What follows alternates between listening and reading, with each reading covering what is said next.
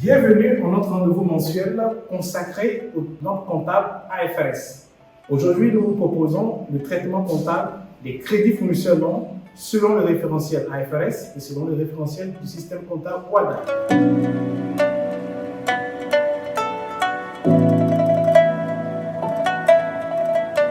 Ok, nous allons présenter les différentes étapes du traitement comptable des crédits fournisseurs. Déjà, quelle est la norme IFRS qui traite des crédits fournisseurs longs? Je suis avec mes assistants, M.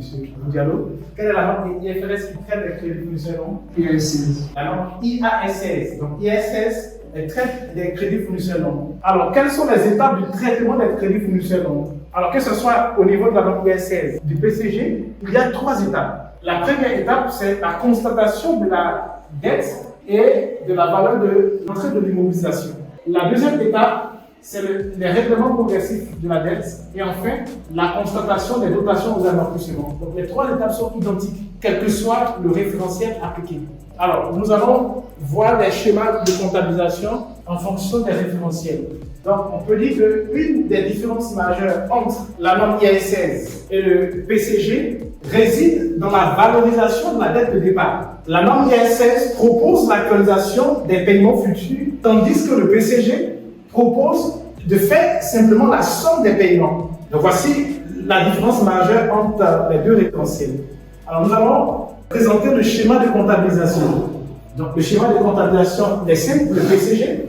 Il faut rappeler que le PCG s'agit du plan comptable général français. Et le PCGO, c'est le plan comptable général de l'OADA, qui se rejoint sur ces accroches. Alors, nous avons ici l'entrée de biens, donc on comptabilise le compte 2, le compte de dette, fournisseur. Ensuite, on fait les règlements progressifs et la dotation aux amortissements. Il faut noter que la valeur de la dette est égale à la somme des paiements non actualisés. Donc, la valeur de la dette est égale à la somme des paiements non actualisés. Donc, voici la spécificité concernant le PCG ou le PCGO. Donc, on va voir, bien entendu, le schéma comptable selon IAS16.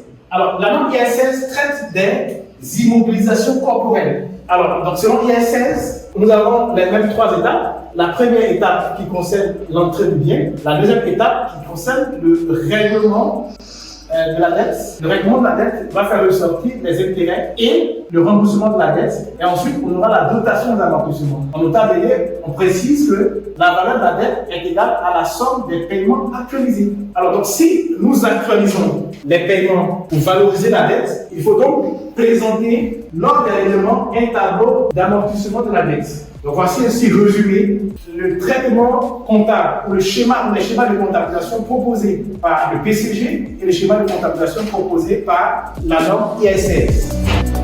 Nous remercions de nous avoir suivis dans notre rendez-vous mensuel consacré aux normes comptables AFRS.